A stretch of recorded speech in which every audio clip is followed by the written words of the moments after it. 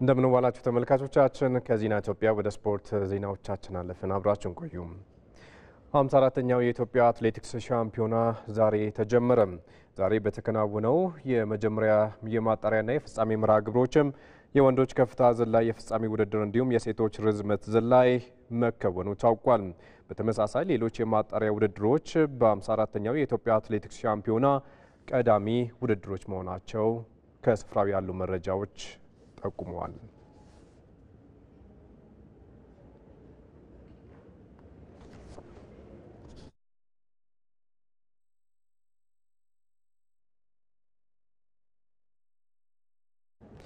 በዚህ ጉዳይ ላይ ባልደረባችን ኢትዮጵያ ስፖርት አካዳሚ ይገኛሉ ወደ ኋላ ላይ መልሰን ስናገኛቸው ቆይታ የምናደርግ ይሆናል በኢትዮጵያ ፕሪሚየር ሊግ ቅዱስ ጊዮርጊስ ኢትዮ ኤሌክትሪክን አሸነፈ 28ኛ ሳምንት ጨዋታውን በትናንትናው ዕለት ማከናወን በጀመረው ሊግ ቅዱስ ጊዮርጊስ ኢትዮ ኤሌክትሪክን ገጥሞ 1-2 ረቷል ፈረሰኞቹ ዛሬ ረፋድ 3 ሰዓት ባደረጉት ጨዋታ ማኑኤል ኤሪቦ 11ኛው ደቂቃ ላይ ባስቆጠራት ብቸኛ ግብ ነው ማሸነፍ የቻሉት ሶስተኛ ተከታታይ ድሉን ያስመዘገበ ጊዮርጊስ በ40 ነጥብ ወደ አራተኛ ደረጃም ከፍ ማለት ችሏል የቀድሞ ክለባቸውን የገጠሙት የኤሌክትሪኩ አሰልጣኝ ዘሪሁን ሸንገታ በ32 ነጥብ 12ኛ ደረጃ ላይ ተቀምጠዋል ትናንት በተደረገ ጨዋታ ኢትዮጵያ ቡና ሀዲያ ሆሳዕናን 1-2 አሸንፏል ዲቫይን ዋቹካ ብቸኛ የማሸነፊያ ኳስን አስቆጥሯል በውጤቱም ቡናማዎቹ በ45 ነጥብ ወደ ሁለተኛ ደረጃ ከፍ ሲሉ ከመድን ጋር ያላቸውን ልዩነትም 9 አደርሰዋል በሌላ መርሃ ግብር አዳማ ከተማ ከመቀለ ሰባ እንደርታ ተገናኝተው 0-0 በሆነ ውጤት አቻ ተለያይተዋል በውጤቱም አዳማ በ23 ነጥብ 16ኛ ደረጃ ላይ ሲቆይ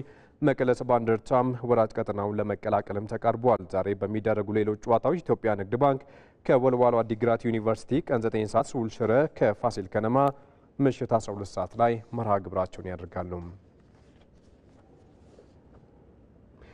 በኢትዮጵያ ሴቶች ፕሪሚየር ሊግ 25ኛ ሳምንት መቻል ሲያሸንፍ ልደታ ነጥብ ጥሏል በትናንትናው ዕለት በተደረጉ ጨዋታዎች መቻል ሃምበሪቾን 3-2 ረቷል ለመቻል ትዕግስት ወርቄ 2 ግቦችን ቤተልሔም ታምሩ ደግሞ ተጨማሪውን ኳስ አስቆጥረዋል በውጤቱ መቻል በ42 ነጥብ ወደ አራተኛ ደረጃ ከፍ ብሏል በዕለቱ በተከወነው ሌላ ጨዋታ ልደታ ክፍለ ከተማ ከአዲስ አበባ ከተማ 0-0 መለያየትም ችሏል በተከታታይ ጨዋታ ነጥብ የጣለው ልደታ በ41 ነጥብ አምስተኛ ደረጃ ላይ ይገኛል ዛሬ ረፋድ ባህር ዳር ከተማ ከአዳማ ከተማ ጨዋታቸውን ያከናወኑ ሲሆን ቦሌ ክፍለ ከተማ ከኢትዮጵያ ንግድ ባንክ ቀን 8 ሰዓት ባንክ ዛሬ ካሸነፈ የዚህ ዓመት የውድድር ዓመት ሻምፒዮን መሆኑን የሚያረጋግጥበት ጨዋታ ይሆናል ቀን 10 ሰዓት ሲዳማ ቡና ከኢትዮ ኤሌክትሪክ የሚያደርጉት ጨዋታም ይጠበቃል የአፍሪካ ሴቶች ኤሊት ኢንስትራክተሮች ስልጠና በኢትዮጵያ አስተናጋጅነት መካሄድ ጀመረ ከ19 አፍሪካ ሀገራት የተውጣጡ ሰልጣኞች የሚሳተፉበት የስልጠና መርሃ ግብር ትናንት ሲጀምር የኢትዮጵያ እግር ኳስ ፌዴሬሽን ፕሬዝዳንትና የካፍ ስራ አስፈጻሚ ኮሚቴ አባል ኢሳያስ ጅራ መርሃ ግብሩን በንግግር ከፍተዋል ስልጠናው በንድፈ ሐሳብና በተግባር የሚሰጥ ሲሆን እስከ ግንቦት 1 እንደሚቀጥልም የኢትዮጵያ እግር ኳስ ፌዴሬሽን መረጃ ያመላክታል የኢትዮጵያ እጅ ኳስ ከ17 እና ከ19 ዓመት በታች የሴቶች ብሔራዊ ቡድን የዓለም አቀፍ እጅ ኳስ የዞን 5 ውድድር ላይ ለመካፈል ወደ ዩጋንዳ ካምፓላ አቀና ከ19 ዓመት በታች በሚደረገው ውድድር ኢትዮጵያ በምድብ 2 ከዩጋንዳ ብሩንዲና ሶማሊያ ጋር የተደለደለች ሲሆን የመጀመሪያ ጨዋታዋን ዛሬ ከብሩንዲ ታከናውናለች ከ17 ዓመት በታች በምድብ 1 ከሶማሊያ ታንዛኒያና ኬንያ ጋር የተደለደለ ሲሆን ኢትዮጵያ በተመሳሳይ ዛሬ የመጀመሪያ የምድብ ማጣሪያ ጨዋታዋን ከታንዛኒያ የምታከናውን ይሆናል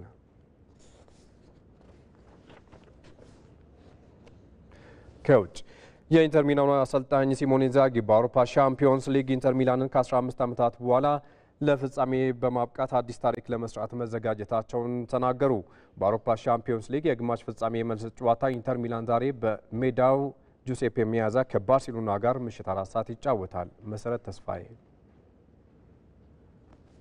6 ግቦች ተቆጥረውበት የተጠናቀቀው የባርሴሎናና የኢንተር ሚላን የአውሮፓ ቻምፒየንስ ሊግ የግማሽ ፍጻሜ የመጀመሪያ ዙር ጨዋታ የማይረሳ ፉክክር በግብ የታጀበና ድራማዊ ክስተቶች የበዙበት መርሃ ግብር መገለጫዎቹ ሆኖ አልፏል። የማርካስ ቱርሃም የአውሮፓ ቻምፒየንስ ሊግ የግማሽ ፍጻሜ የመጀመሪያ ዙር የምንጊዜም ፈጣን ግብ የላሚን ያማል ዓለምን ያስደመመ ብቃትና የባርሴሎና ተጫዋቾች ያልሸነፍ ባይነት ተጋድሎ ስፔን ላይ የተከናወነው የመጀመሪያ ዙር ጨዋታ የጨዋታ መልኮች ናቸው። ዛሬ ምሽት 4 ሰዓት ሁለቱ ክለቦች በመድረኩ ወደ ፍጻሜ ለማለፍ ወሳኝ ፍልሚያቸውን 80 ሺህ ተመልካቾችን በሚይዘው በጁሴፔ ሚየዛ ስታዲየም ያደርጋሉ። በመጀመሪያው ዙር ጨዋታ በሜዳው ለአንድ ጊዜ እንኳን ጨዋታውን መምራት ችሎ ያልነበረው ባርሴሎና እሁድ በላሊጋው ከሚያደርገው የኤል ክላሲኮ ፍልሚያ በፊት ሌላኛውን ከባድ ፈተና ለመጋፈጥ ይጫወታል።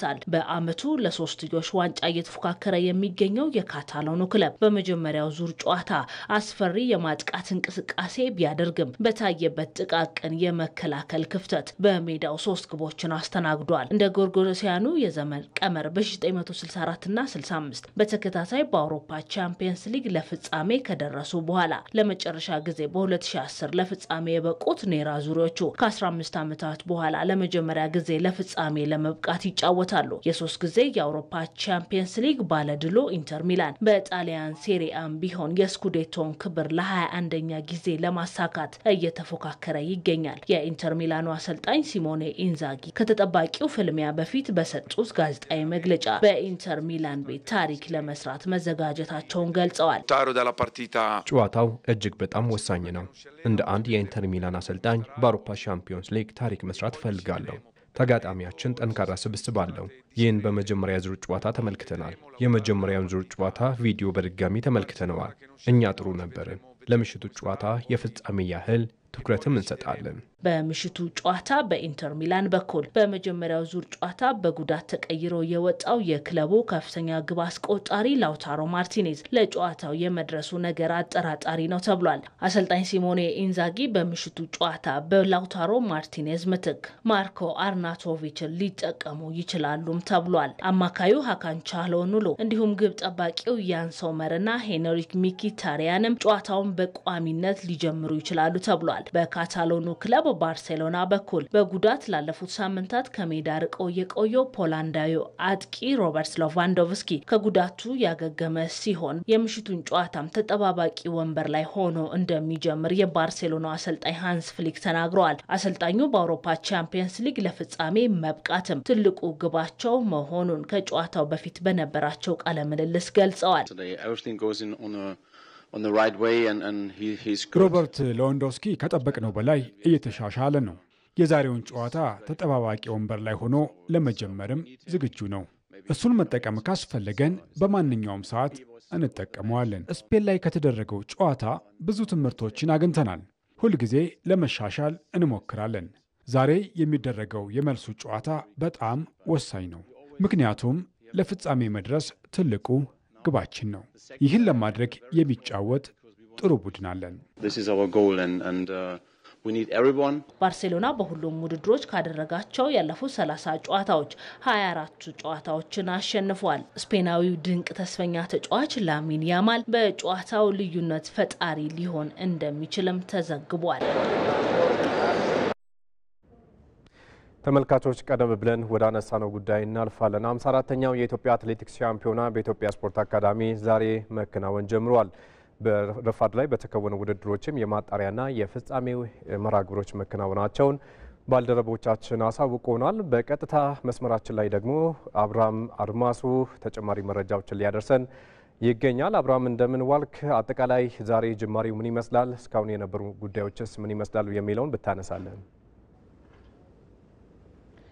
አመሰግናለሁ ነጻነት፣ እንደምንውልሃል። ክቡራን ተመልካቾቻችንስ እንዴት ውላችኋል? እንግዲህ እንዳነሳኸው 54ኛው የኢትዮጵያ አትሌቲክስ ሻምፒዮና ከዛሬ ከሚያዝያ 28 ጀምሮ እስከ ግንቦት 3 ድረስ እንግዲህ ለተከታታይ 6 ቀናት ያህል የሚከናወን ይሆናል። ዛሬ ረፋድ በተደረጉ የማጣሪያና የፍጻሜ ውድድሮችም በዚሁ በኢትዮጵያ ስፖርት አካዳሚ ቅጥር ግቢ እንዲሁም ደግሞ የሜዳ ተግባራት ውድድሮች በአትሌት ቀነኒሳ በቀለ የአትሌቲክስ ማዕከል ላይ መከናወን ጀምረዋል ማለት ነው። ያው ይፋዊ የመክፈቻ ስነስርዓቱ ከሰዓት 8 ሰዓት ሲል በዚህ በኢትዮጵያ ስፖርት አካዳሚ ቅጥር ግቢ ውስጥ በይፋ የሚጀምር ነው የሚሆነው። አስቀድሞ ግን ረፋድ ላይ እንዳነሳው የማጣሪያና የፍጻሜ ውድድሮች ተከናውኗል። ከነዛ መካከል ለምሳሌ እንግዲህ የዕለቱ የመጀመሪያ የነበሩት 2 የፍጻሜ ውድድሮች የሜዳ ተግባራት ውድድሮች ነበሩ።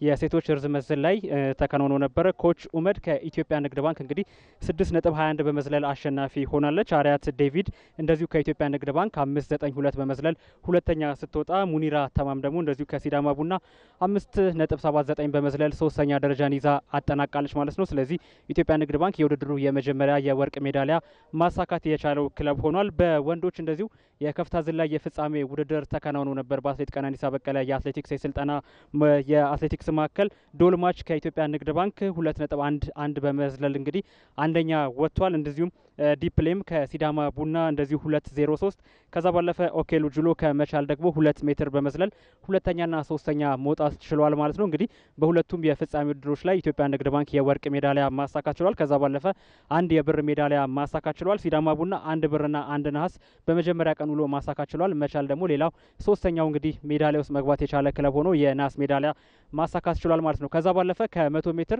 400 ሜትርና 800 ሜትር እንደዚሁ የማጣሪያ ውድድሮች ደግሞ በዚሁ በኢትዮጵያ ስፖርት አካዳሚ ቅጥር ግቢ ረፋር ላይ የተከናወኑ ውድድሮች ሆነዋል ማለት ነው። ከሰዓት እንደዚሁ የግማሽ ፍጻሜ ውድድሮች በእነዚህ ርቀቶች ላይ የሚከናወን ነው የሚሆነው። ከዛ ባለፈ ግን 3 ተጠባቂ የፍጻሜ ውድድሮችም በከሰዓት በይፋዊ የመክፈቻ ስነ ስርዓቱ ላይ የሚጠበቁ ነው የሚሆነው። በተለይ ትኩረትን የሚስበው የሴቶች 10000 ሜትር የፍጻሜ ውድድር ይከናወናል። እንግዲህ እንደሚታወቀው በተለይ በእነዚህ በረዥም ርቀቶች የሚደረጉ የኢትዮጵያ አትሌቲክስ ሻምፒዮና ላይ የሚከናወኑ ፉክክሮች እጅግ በጣም ከፍና ሞቅ ደመቅ ያሉ ናቸው። ምክንያት ከተባለ ደግሞ በቀጣይ ኢትዮጵያን በአህጉር አቀፍና ዓለም አቀፍ መድረኮች ላይ መወከል የሚችሉ አትሌቶች የሚፈሩበት የሚገኙበት የሚረጋገጡበት ውድድር ስለሆነ ከፍተኛ ትኩረት የሚሰጠው ውድድር እንደሆነ ማንሳት ይቻላል ማለት ነው ነጻነት። ከዛ ባለፈ ግን የ100 ሜትር በሁለቱም ጾታ በወንዶችም በሴቶችም የፍጻሜ ውድድር በእለቱ እንግዲህ ከሰዓት ላይ የሚከናወን ነው የሚሆነው ማለት ነው።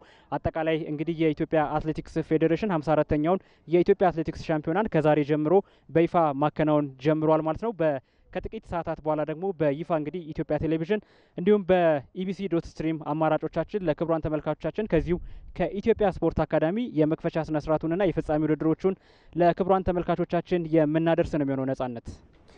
ባልደረባችን አብርሃም አድማሱ ከስፍራው ላደረስከን ተጨማሪ መረጃ እጅግ አድርገን እናመሰግናለን። ክቡራን ተመልካቾቻችን ከዜና ኢትዮጵያ ለቀን የነበሩ ስፖርት ዜናዎቻችን በዚሁ አበቁ። መልካም ቀን።